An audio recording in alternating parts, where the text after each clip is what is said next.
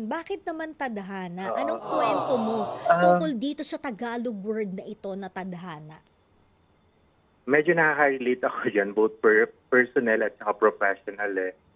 So, kasi 'pag tadhana, naniniwala ako kasi na, nung pinanganak tayo or niluwal tayo dito sa mundong ibabaw, nakaguhit na sa atin yung tadhana natin.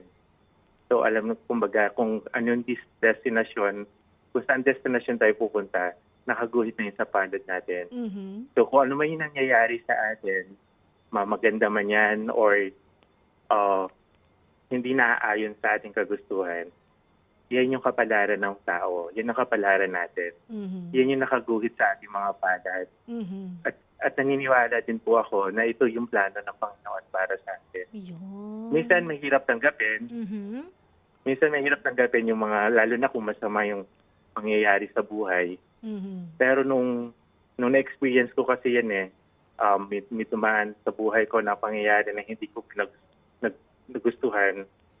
Pero nung inaccept ko yung na ito siguro yung tadhana, so ito na yung kapalaran ng mahal ko sa buhay, ito na rin yung kapalaran ko.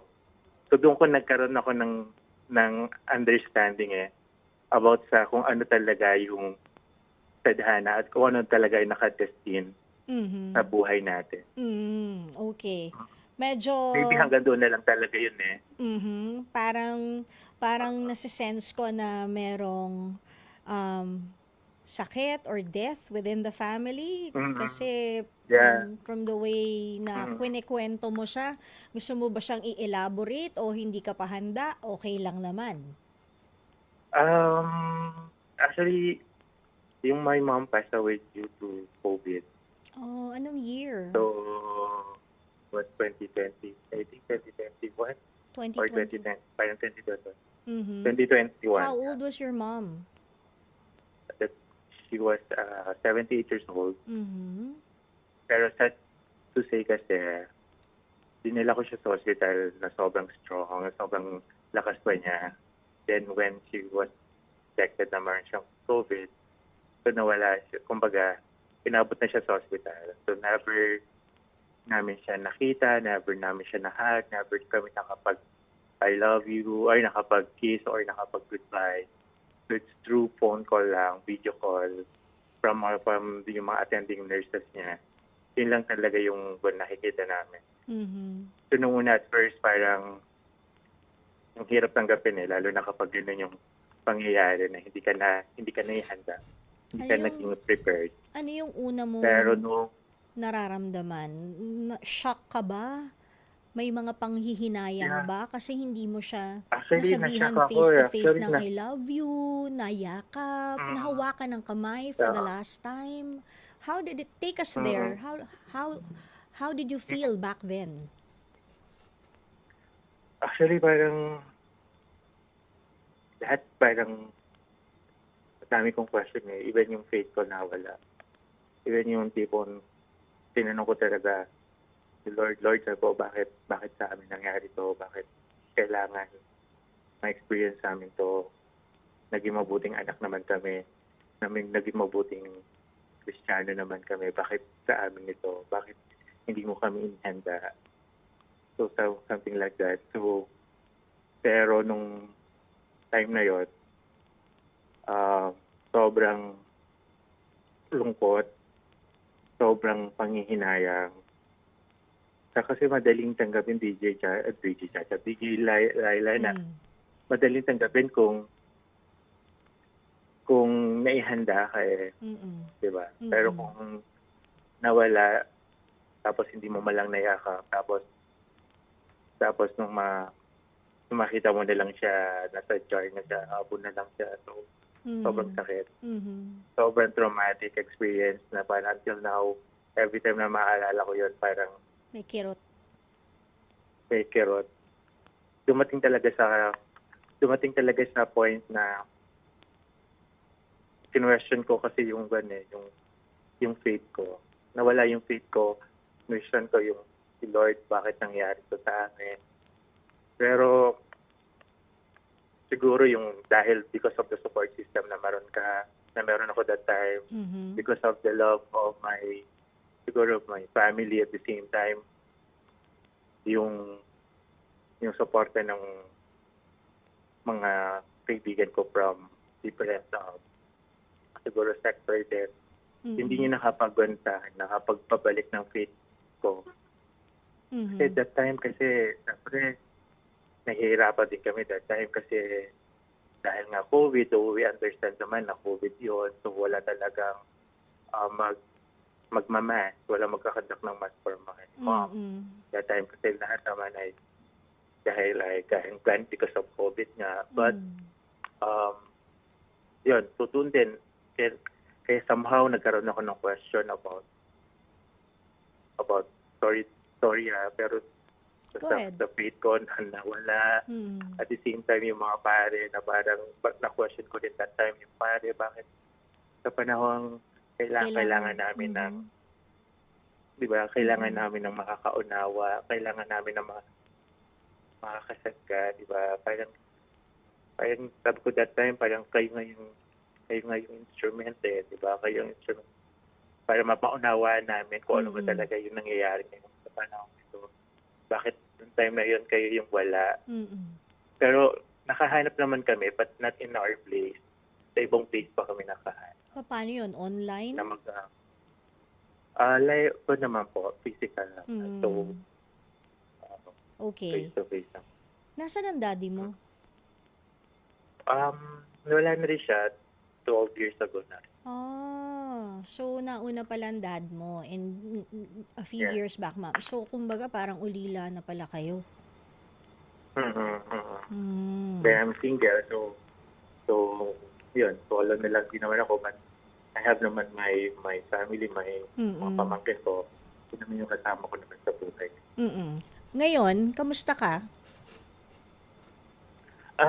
Currently doing great naman sa trabaho. Sa personal naman, I feel the love of my family naman. Every Sunday, dahil nga sa pangyayari sa amin, we make it a point na every Sunday, lagi kaming intact. We have family bonding every Sunday. So talaga, yung Sunday talaga namin nakalaan for family day. How about your faith? Are you working on it? Or was it restored fully? Actually, TJ, bueno lang po ako ngayon So parang yung faith ko is not on the person who are conducting the mass, but it's talagang kumbaga kay Lord na lang. Tama so, naman hindi na lang yun. ako tumitingin. I was about to say Hindi na lang ako that, sometimes, though mga pari sila, they are also humans. They have their human side. So, I guess yun yung part na kahit paano, intindihin na lang din natin. Lalo na nung panahon ng COVID. Pero tama yung sinabi mo na no matter what happens, yung relationship mo kay Lord, wag mong bibitawan. And siguro, in times that you are still in doubt or baka hindi pa fully restored yung friendship mo o yung relationship mo with God, maybe we can always ask Jesus to hold your hand and never let go habang kahit papano, have you naka-move forward ka na ba from your mom's death or hindi pa? Yeah. Naka-move forward na rin naman mo. Kasi, like what I've said nga kanina, because of yung family. Kasi, kumbaga, kami nilang, malaki kasi yung pamilya namin. So, first, I'm the youngest. Tapos, ang dami kong pamangkin. So, talagang, yun. So, nakakatulong nga pag malaki ang pamilya. Nakakatulong, oo. Pero yun nga, pagka basta sabihin mo lang lagi, kay Jesus to never let go of your hand. Even Mama Mary always to hold your hand. Jesus, hold my left hand. Mama Mary, hold my right. Never let me go. And while both of you are holding my left and my right hand, baka you can also hold my mom and my father's hands, di ba? Para lahat kami ay nasasalo nyo, no? So I guess baka nga it's also isa rin sa mga paraan para mas maging stronger yung faith mo. Although masakit, alam ko masakit. I know how it feels. Pagka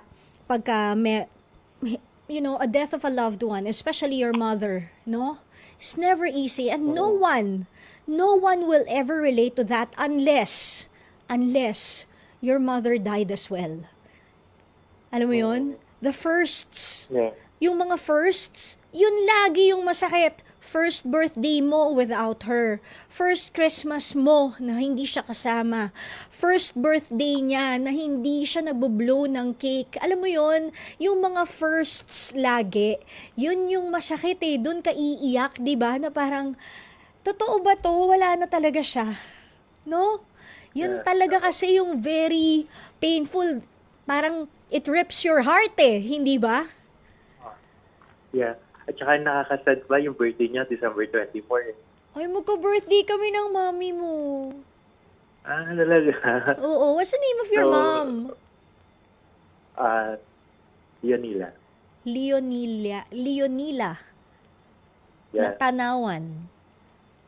Mm. Oh, ipagpipray ko yung mami mo, huwag ka mag-alala. Thank you. Oh, hindi ba?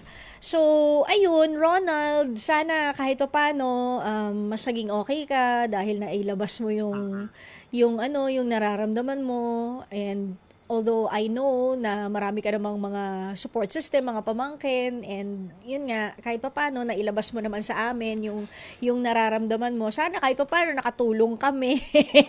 O kaya yung, Yeah, oo. 'di ba, na sometimes yun lang eh, kwento lang talaga, 'di ba?